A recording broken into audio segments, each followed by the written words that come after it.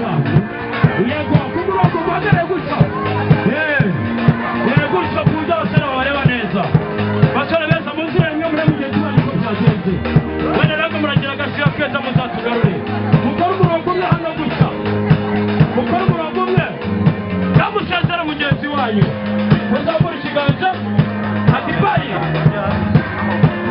atibaye umusore wacu udutera icy'umutwe kandi tukarushanwa nawe yego basore akanya karagiye muhagarare hariya hirya basore mugeni yego twagiye gutya fata ururabo rwawe twagiye gutya nimvuga soko murahagarika mujya mukomeza yego nyampinga nimvuga stopre urakoza ku mukobwa umwe ururabo ahita ava mu mwanya wajya aho yari ahagaze hagasigaye umuntu umwe urabo cyangwa n'umuraka reka tumurebe nibyo tito koza ku muntu koza ku muntu kozaho koza ku muntu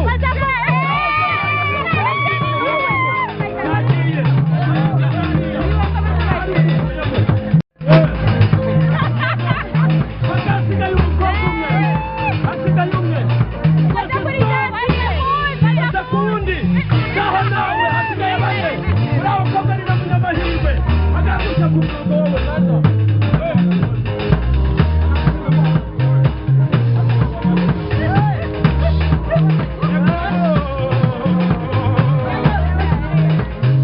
yego burase vuga amaso utaza kuturira mu mibare vuga amaso n'ibyatito sawa nawe hasigaye babiri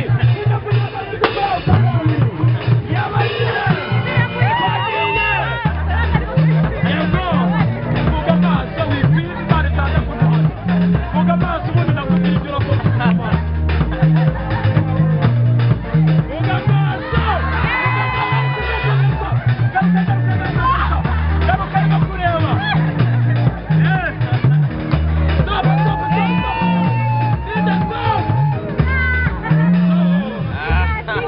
muhoberana umwifuriza amahirwe menshi n'imigisha ati mwifuriza amahirwe uzahirwe yego muhagararanye hano umusore baturagije bajya gufata urugendo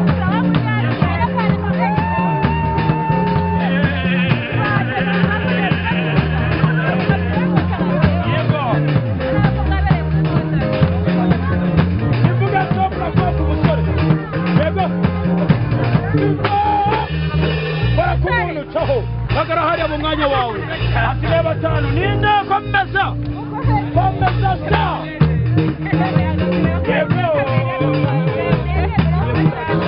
yego bara ku wundi caho nawe hasigaye batanu vuga amaso musore yego tujye gusaba n'ubundi yego tito hasigaye babiri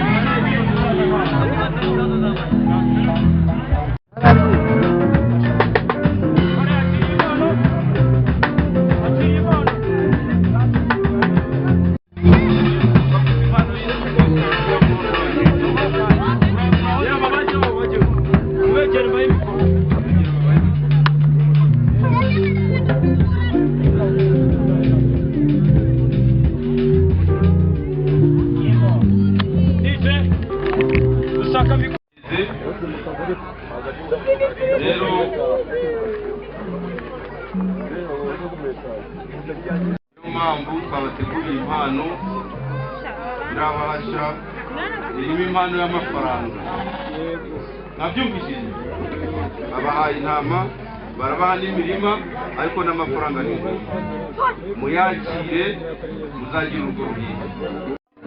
Hano mfite impano ingana n'amafaranga 30,000 agomba kubishikira we n'umufasha we bakareba ko yuzuye akabafasha. Imana ibakomeze ibane nabo bakire murakoze. Akire mwakire banje mu buryo bwo gushyikira uyu mwene data n'umushiki wacu bashinze urugo babageneye impano twayizanye mu ibahasha. Iyi bahasha rero irimo amafaranga bazayifashishemo urugo rwabo. Imana izabubakira. ibagwaye twaricaye turatekereza dusanga intama imwe idahagije, natwe tugenda indi ntama ariko iri mu ibahasha. Mfite umubitsi reka ayinzanire ibashyikirize ikaribu. Yego urakoze dije.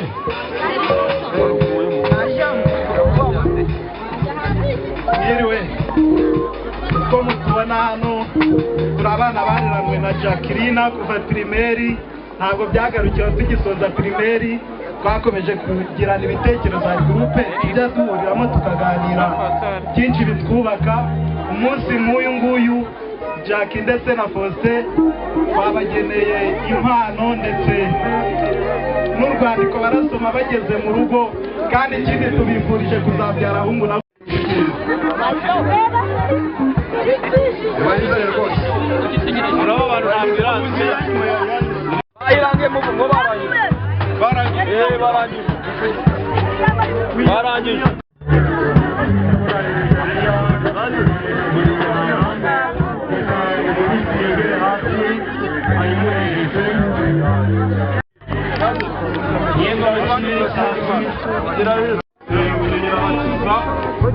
muramukazi wanje umugore wanje beje n'umudamu wanje twamugeneye intama y'ishashi abagira ngo ubona ko turaje tuyitanga twimuhereze ku mugaragaro w'iyi y'amashini ubwatsi baduhaye akabaruwa gatoya baratubwira ngo ntarebe kuri ibaruwa kubera igihango dufitanye twabanye nawe igihe kinini, ntarebe kuri akabaruwa ahubwo yite ku mutima ukunda bahorana. Icyo ni cyo gihango arabizi n'umudamu we. Murakoze.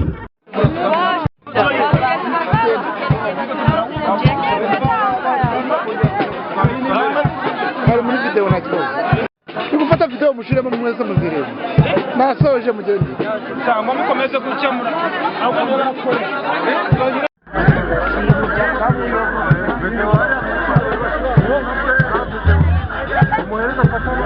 bako yegura ibyanjye byose bifuza mu izina rya Data wa twese n'iry'Umwana n'iry'Umwuka wera amen. Amashuri kwa Yesu wenyine reka umuremere umufashe umukwiriye. Uyu munsi wa none mwene data na mushiki wacu bapfukana imbere yawe n'imbere y'itorero bamaze gusezerana. Urugo rurimo umunezero, urugo rugendwa n'abashitsi, urugo rutazaburamo ibyo kurya n'ibyo kunywa. Haleluya. Urugo mwami rurimo ubutunzi bwose, imirima bahinga irumbuke bitewe n'uko ushizemo imigisha, ndetse amatungo borora nayo yororoke bitewe n'uko ushizemo umugisha. Kandi uko bapfukamye imbere zawe Mana, niba bafite ibyifuzo uje wumva ijwi ryabo ubabere igisubizo. Niba hari amashimwe, haleluya, mu izina ryawe Yesu Kristo uje ukomeza gushyigikira cyaro ubushizeho mu izina ryawe ari umugisha kuri bo. Reka rero bazabarere neza. Urakoze kutanza umugisha mu miryango yabo, nabo bakomeze kubahabwa umugisha nawe. Kandi uko bapfukamye imbere zawe Mana, uzabaye gusoza urugendo neza, bazagera mu bwami bwawe, bashe bahorana urukundo rube mu mitima yabo. Haleluya. Kandi urukundo bagukunda mukunda ukomeze kurushigikiza umwuka wera kugira ngo azabashoboze gushyira mu bikorwa. Urakoze ko wahaye umugisha. Ntihakagire umuntu ubasha kugitandukanya. Uwiteka abaye umugabo wo guhamya ibyo gushyingiranwa kwanyu, tuvuze mu izina rya Data wa twese n'iry'Umwana n'iry'Umwuka wera. Amen. Uwiteka abaha umugisha urugo rwanyu mugiye kubaka. Uwiteka abamurikishiriza umucyo mu maso he, abarebe neza. Uwiteka abagirire neza, abaha amahoro n'imigisha itandukanye, ko tubisoma mu gitabo cyo kubara ibice 6:26. Tubifurije umugisha w'Imana. Imana ibaha umugisha kandi Imana irusheho. Njyewe Pastor Nsengiyumva Faustin, ishingiye kuri mwene data Faustin n'uyu mushiki wacu Jacqueline bakundanye bakiyemeza kubana nk'uko ijambo ry'Imana ribivuga. Shingiye ko bamaze gusezerana imbere y'Imana n'imbere y'itorero ryayo, bakaba bamaze kubyerekana bahana impeta mu biganza, ndetse bamaze no gusinya mu gitabo cy'itorero. Shingiye ku mabwiriza agenga itorero rya Pentecôte ryo mu Rwanda, shingiye ku ijambo ry'Imana rigira umwe abashingiranywe. Kubw'ububasha nawe nk'umupasiteri nemeje kandi ntangaje ku mugaragaro mu izina rya Data wa twese n'iry'Umwana n'iry'Umwuka wera, k'uyu mwene data Faustin Munyaneza Faustin abaye umugabo wa Nyirakizimana Jacqueline, kandi ko Nyirakizimana Jacqueline abaye umugore wa Munyaneza Faustin. Imana umugisha mu izina rya Yesu. Amashimeshi kwa Yesu. Mbere yuko tubifuriza umugisha, reka dusabe abayobozi babo Pastor Filipo ndetse na mwarimu wa hano begere hafi nabo nk'abashumba baragize intama, babashikirize iki cyemezo.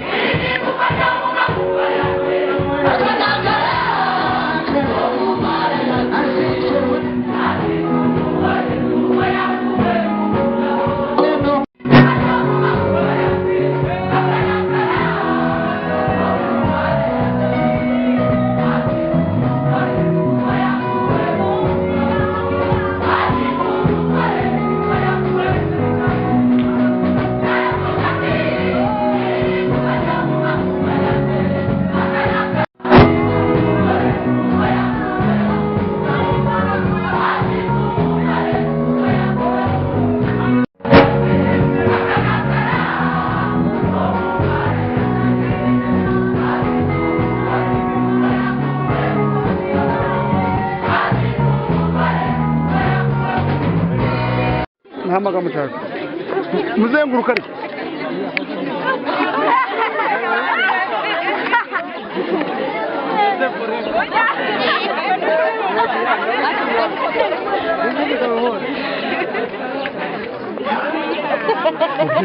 mubyina ariko mwerekura twagiye muri nta kibazo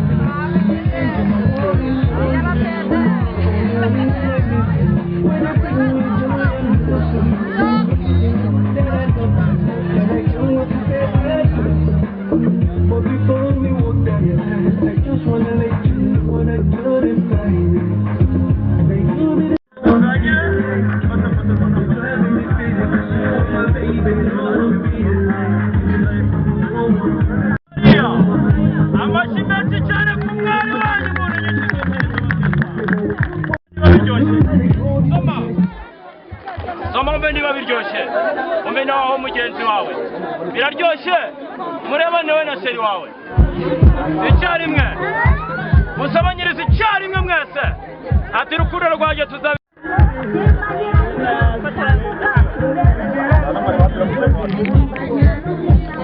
manuka hepfo twabigenje kujya gukomeza mubyinira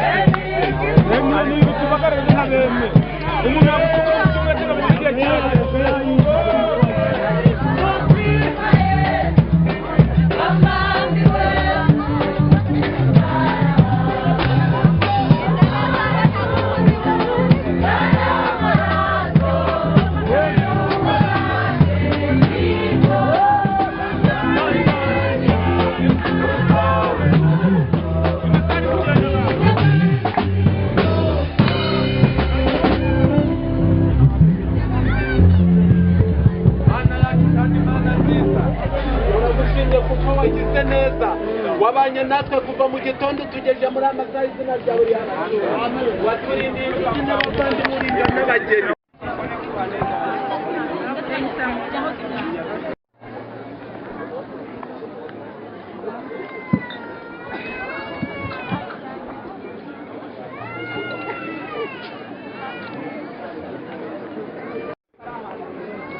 ati ku buzima bwacu babisegeye kandi amashyi muraho umunsi dufite umunsi mukuru wasezeranye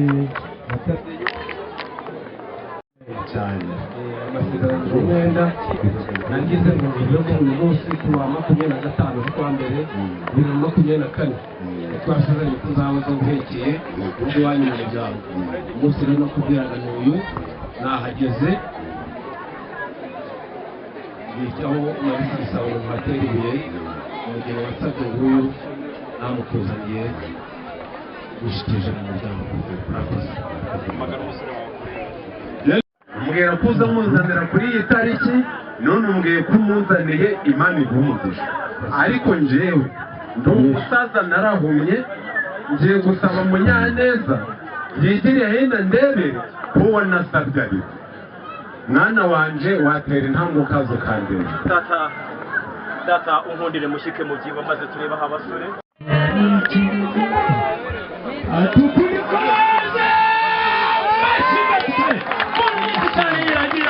ati mama intege yombi ati maze ubuteteshe bishyire kera utaramane bishyire kera agati gaturika kandi gashibuke.